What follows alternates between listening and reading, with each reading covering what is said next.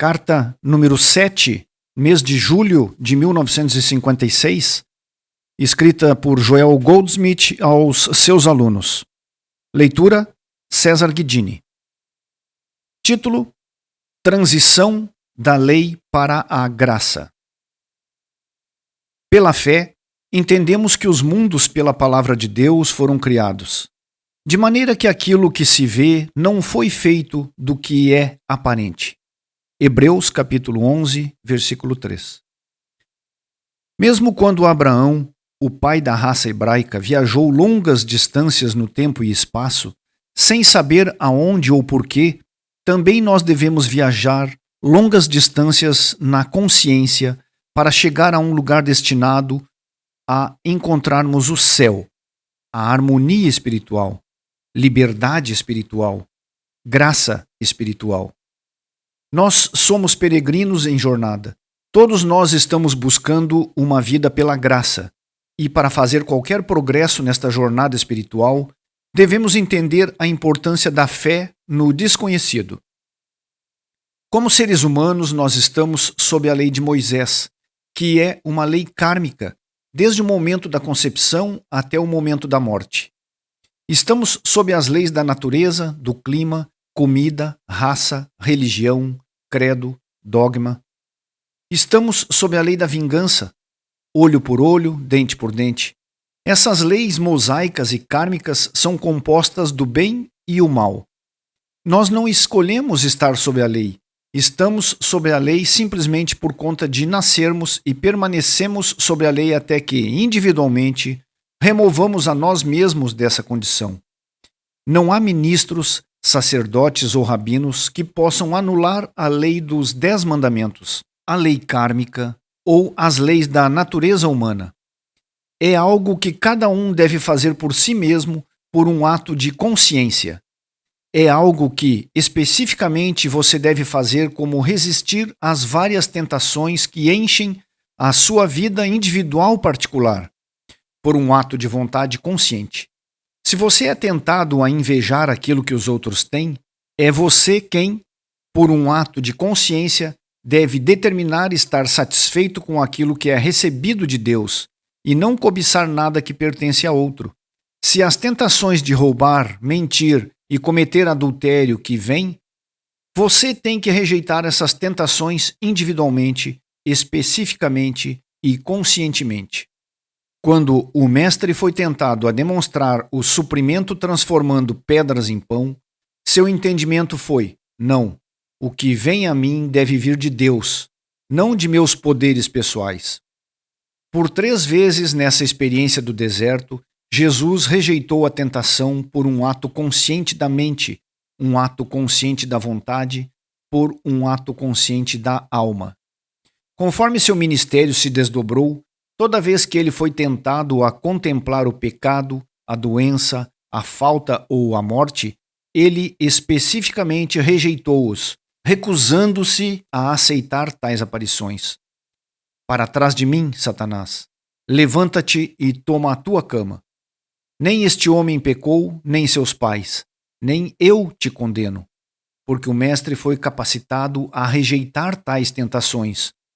Muitas pessoas acreditam que seremos poupados dessas experiências, mas isso não é verdade.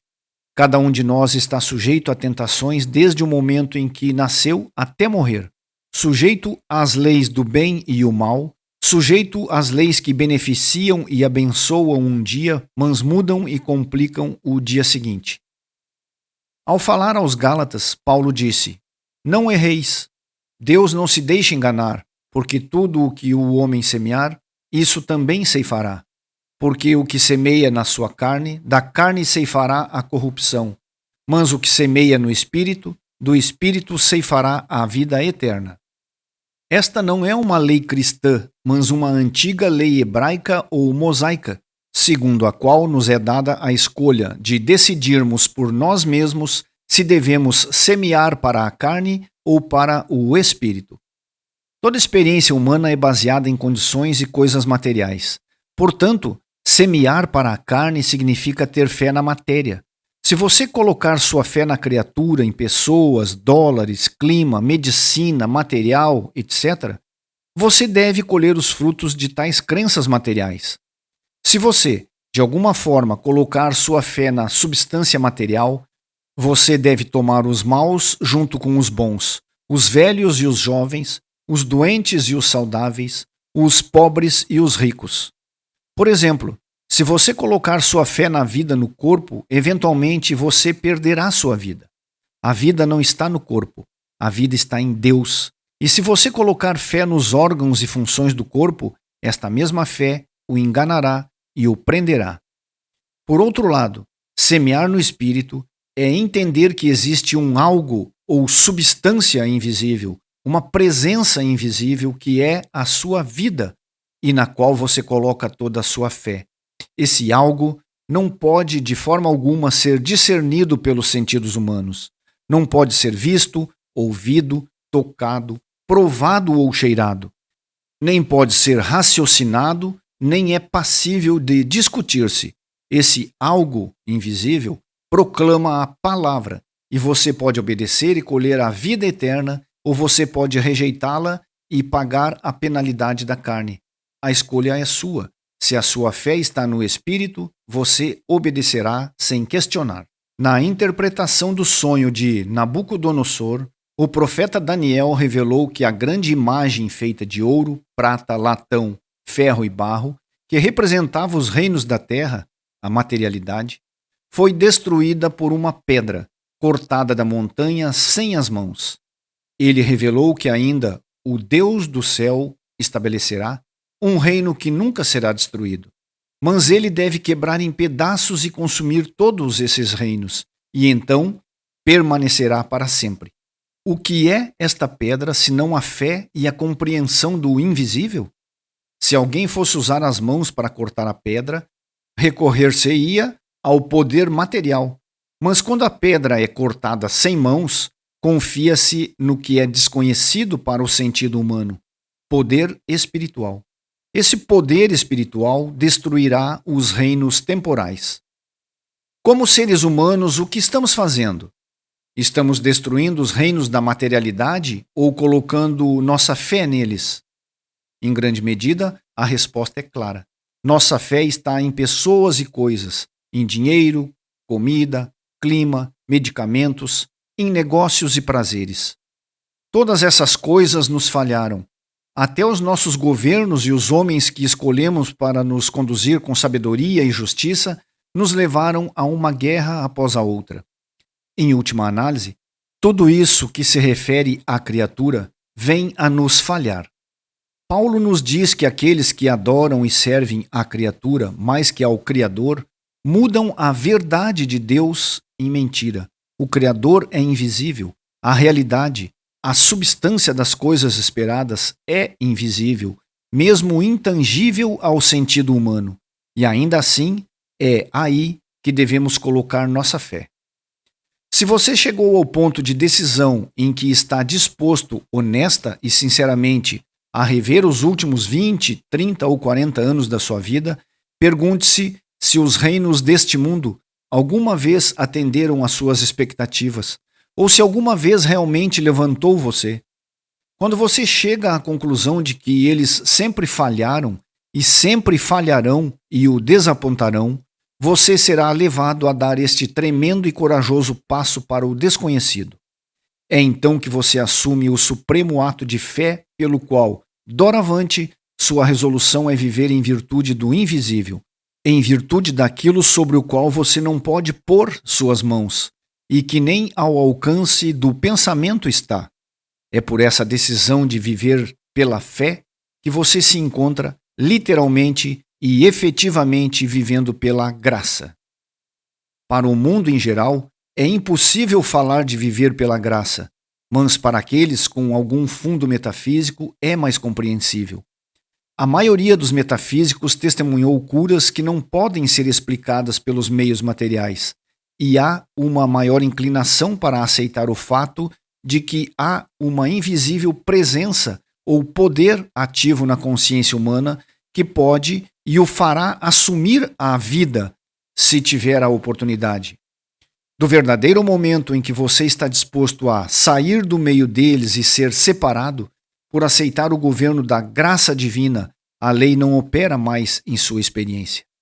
Depois de fazer a transição da lei para a graça, você é liberto, seus pecados são perdoados e você não está mais sobre a lei da punição.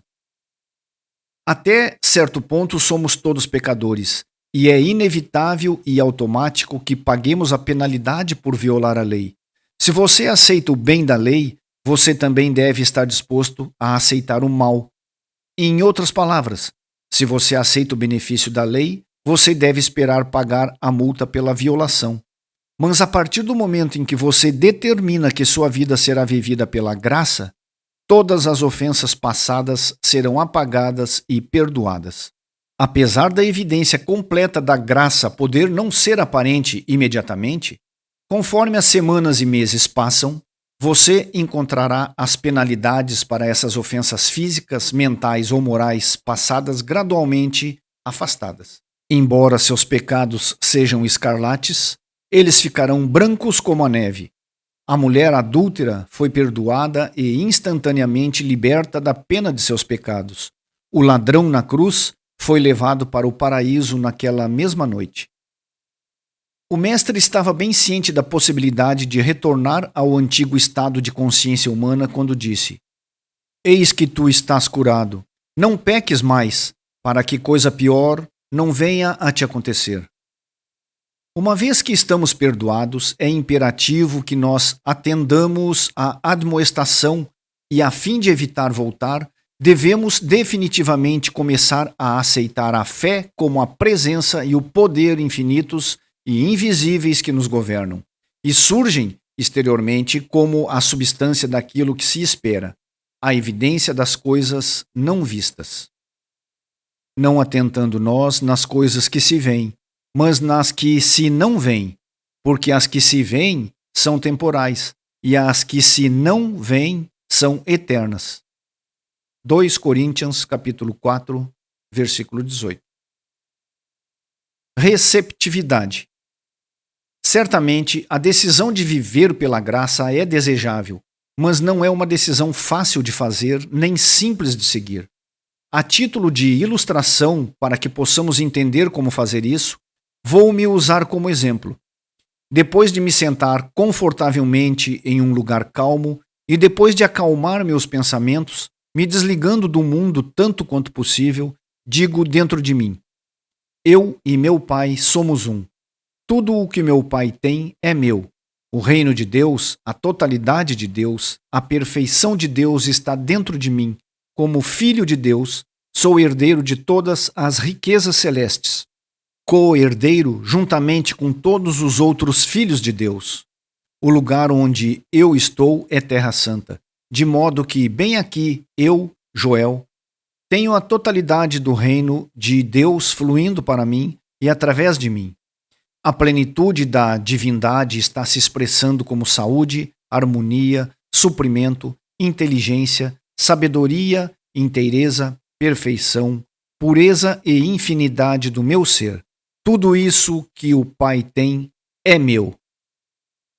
A partir do momento em que a decisão é tomada, há um fato importante a ser lembrado.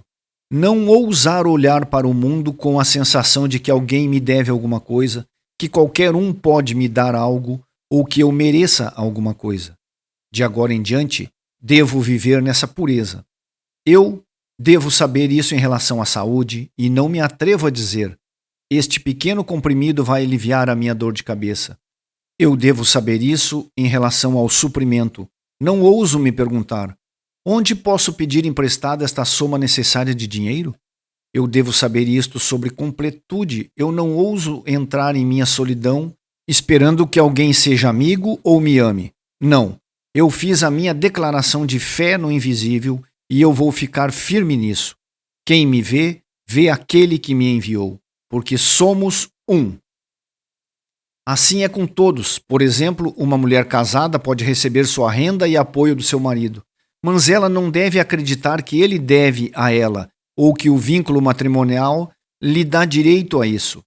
O reino de Deus está dentro dela e seu suprimento vem de Deus, embora Deus esteja se expressando através de seu marido.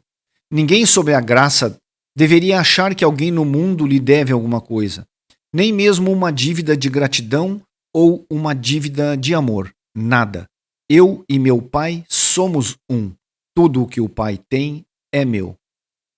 Não é estranho, quando lemos as palavras do Mestre, quantas vezes é completamente novo o significado desdobrado em consciência? Às vezes parece que estávamos lendo pela primeira vez, antes de Abraão, eu sou. Eu estou contigo sempre, até o fim do mundo. Ao compreendermos estas palavras familiares à luz de uma nova compreensão, encontramos outra razão pela qual não devemos colocar nossa fé na matéria, na criatura ou em qualquer coisa que tenha forma. Para viver pela graça, nossa fé deve ser dirigida para o invisível, para o desconhecido. É preciso coragem para se apoiar nisso. É preciso coragem para ficar sem um remédio em que se tenha confiado. É preciso coragem para se mover milhares de quilômetros sem saber qualquer razão para isso. É preciso coragem para desviar o olhar de todas as fontes humanas de bem e interiormente sustentar o fato de que eu tenho uma fonte divina do bem, o Espírito de Deus que está dentro de mim. Esta transição da dependência de recursos humanos para a confiança na fé no invisível é um ato de realização consciente e que cada indivíduo deve fazer por si mesmo. Caso contrário, ele permanece sob a lei, com apenas um braço de carne para sua provisão e proteção. Na última guerra mundial, não tivemos nada além de blockbusters para nos preocuparmos, mas agora temos bombas atômicas e bombas de hidrogênio. Quem pode construir abrigos contra tais armas? Não há esperança para o homem? Não. Não há esperança para o homem que depende mais e só se importa em sustentar, manter e salvar sua vida. Sem esperança para o homem que está procurando alianças para a proteção, governos em busca de apoio. Onde ou quando isso vai acabar? Se estamos sempre a viver sob a lei? Infelizmente, aqueles de nós que moram nos Estados Unidos testemunharam uma nova série de governos, leis e regulamentos por meio dos quais eles tentaram nos convencer de que o propósito glorioso do homem na Terra é alimentar e manter o Estado, até mesmo se levar 90% do que ele ganha para esse propósito. Por 150 anos, nosso país cresceu a partir de um punhado de pioneiros resistentes e previdentes, sob a ideologia e ensino de que o Estado deve servir ao cidadão e o governo é mantido para o benefício do cidadão. Mas agora eles querem que acreditemos que foi tudo um erro e que é dever do cidadão dar tudo ao Estado para alimentar e manter uma autocracia. Isso está longe da graça de Deus. Isso significa se afastar do fato de que há uma presença e poder invisíveis que são capazes de apoiar cada indivíduo na face do globo e que, através do indivíduo, pode-se manter qualquer coisa de um estado que for necessária. Por todas as nossas vidas, nossa fé tem sido naquilo que é visível, naquilo que pode ser conhecido e compreendido pelos sentidos. Mas isso foi porque não entendemos o que o Mestre disse. O homem não viverá só de pão, mas de toda palavra que sai da boca de Deus. E, no entanto, essa única afirmação é o nosso slogan, nossa senha para o céu. Essa declaração vai tirar qualquer um de nós de sob a lei para uma vida pela graça, porque sempre que você for tentado a transformar pedras em pão para cumprir suas necessidades e desejos, ou para fazer um milagre para estar livre do pecado, doença ou morte, a senha: o homem não viverá só de pão, mas de toda palavra que sai da boca de Deus, será sua bênção. Os gentios se embraveceram, os reinos se moveram, ele levantou a sua voz e a terra se derreteu. Este é o modo do salmista de nos dizer que toda vez que Deus profere a sua voz em você ou em mim, alguma discórdia ou erro terrestre desaparece. Há apenas uma coisa necessária para a nossa salvação, e não é nada que possa ser encontrado em qualquer criatura ou em qualquer coisa que esteja na forma. Essa necessidade é a capacidade de ouvir a voz mansa e delicada de Deus, ouvi-la e obedecer. Isso nos leva ao ponto crucial de toda a situação. Temos a capacidade de ouvir a silenciosa e pequena voz? Para a maioria das pessoas, a resposta é não. Tendo vivido por gerações em um sentimento de separação de Deus, dando ouvidos e sendo influenciados pelos pensamentos, opiniões e teorias do homem cuja respiração está em suas narinas, nós não treinamos a nós mesmos para ouvir a voz que está sempre sussurrando e se expressando dentro de nós. Nós não aprendemos a nos voltar para dentro, mas agora chegamos a este período de vida onde devemos recomeçar. A experiência mostrou que, para aqueles que não aprenderam a ouvir a voz e ser guiado por ela, há uma maneira de alcançá-lo. O caminho é através da meditação. Exceto para os poucos que foram treinados para pensar e viver espiritualmente e que aprenderam a permanecer um pouco dentro de si, a meditação não é fácil. De qualquer ponto de vista, é uma coisa difícil de aprender. Minha própria experiência provavelmente foi muito mais difícil do que será para você, porque meu passado era tal que eu nunca tinha sido ensinado sobre introspecção. Nem eu era o que seria chamado de pensador ou raciocinador. Sempre tendo sido do tipo intuitivo, sempre que eu precisei de algum conhecimento, acabou chegando ao alcance dos meus dedos ou na ponta da minha língua. E assim, quando cheguei à meditação, isso foi 8 meses antes de eu receber o primeiro clique. 8 longos meses para um retorno. No começo, meditando 6, 8, 10 vezes por dia. Depois, 12 e 20 vezes. Eu duvido que isto provará ser mais difícil ou longo para você, mas mesmo que seja, bem vale a pena. Alguns meses não são nada para se desistir em comparação com sua alegria, uma vez que você alcança a capacidade de acalmar a mente humana e ouvir a voz de Deus. Na verdade, nesse dia, você pode dizer como Paulo: vivo, não mais eu, mas Cristo vive em mim, e a vida que eu agora vivo na carne, vivo pela fé do Filho de Deus. E demonstrar. Desse momento em diante, Cristo lhe diz o que fazer e quando fazer. Cristo guia, conduz, protege. Não o homem da Galileia, mas Cristo, o Espírito de Deus dentro de você. Esse Espírito está lá agora, mesmo que você ainda não tenha aprendido a se sintonizar e a entrar em contato com ele, que é tão onipresente quanto as milhares de melodias que esperam por serem ouvidas, onipresente como os milhares de livros esperando para serem escritos. Todos estão sendo transmitidos dentro de você neste momento, e eles estão apenas aguardando a sua capacidade de sintonizar e ouvir a pequena e silenciosa voz. O homem não precisa viver só de pão. O homem não precisa viver de acordo com a lei. Por isso ele precisa não considerar a lei. Seus pecados serão perdoados para que ele não tenha que pagar a penalidade.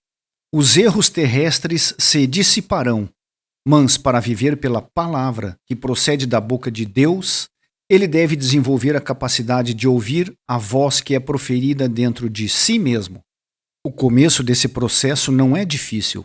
Comece lembrando quantas passagens da verdade você pode lembrar, mais especialmente a sabedoria do Mestre, trazendo estas palavras para a lembrança consciente, sempre que surge a tentação para dizer que você precisa disso, você deseja aquilo, ou que você é ou merece alguma coisa. Sempre que tentado com tais pensamentos, deve rejeitá-los com a percepção: não, eu não estou vivendo só de pão. Eu vivo pela palavra de Deus. Eu estou vivendo em virtude do eu, do centro do meu ser. Esse eu nunca me deixará nem me abandonará.